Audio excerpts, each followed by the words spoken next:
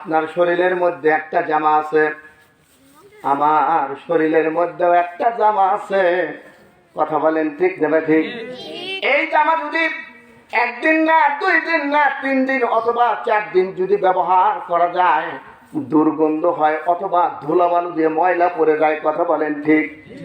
এই কাপড়টা পরিষ্কার করার জন্য আপনি পাশের দোকান থেকে অথবা উল্লাপাড়া বাজার স্টেশন থেকে গুঁড়া পাউডার অথবা ইটা সাবান আছে না, ইটা সাবান নিয়ে এসে স্ত্রী অথবা মা অথবা বোনকে ডাক দিয়ে বলেন, মা আমার জামাটা একটু নোংরা হয়ে গেছে, মা তুমি একটু জামাটা পরিষ্কার করে দাও।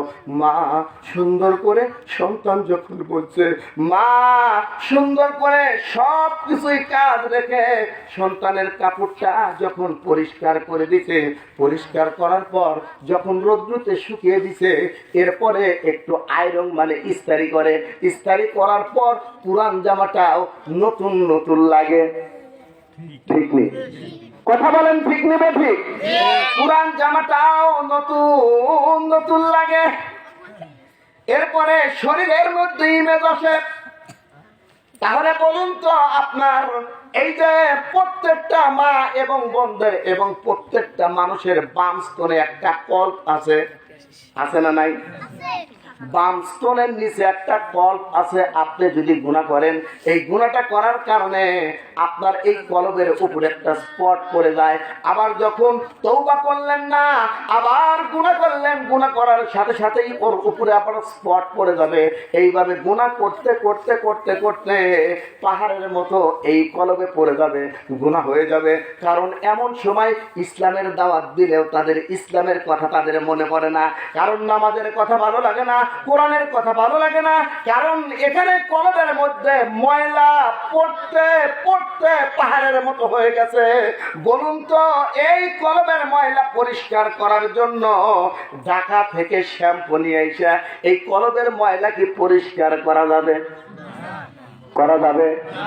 সাদাতপুর থেকে, উল্লাপাড়া বাজার স্টেশন থেকে, যে দোকান থেকে আপনি এটা সাবান অথবা গুঁড়া সাবান নিয়ে এসে আপনার জামাটা পরিষ্কার করেছেন, কিন্তু ওই দোকান থেকে যদি বলেন, ভাই আমি তো পরিষ্কার করেছি, আমার জামাটা খুব সুন্দর পরিষ্কার হয়েছে গো, কিন্তু আমার কলবে ময়লা পড়ে গেছে, এই কলবটা পরিষ্কার করার জন্য তোমার দোকানে কোন সাবান অথবা কোন শ্যাম্পু অথবা কোন ইটা সাবান গুঁড়া সাবান সবচাইতে দামি, একটু দাও, আমি তোমাকে টাকা দিয়ে দেব।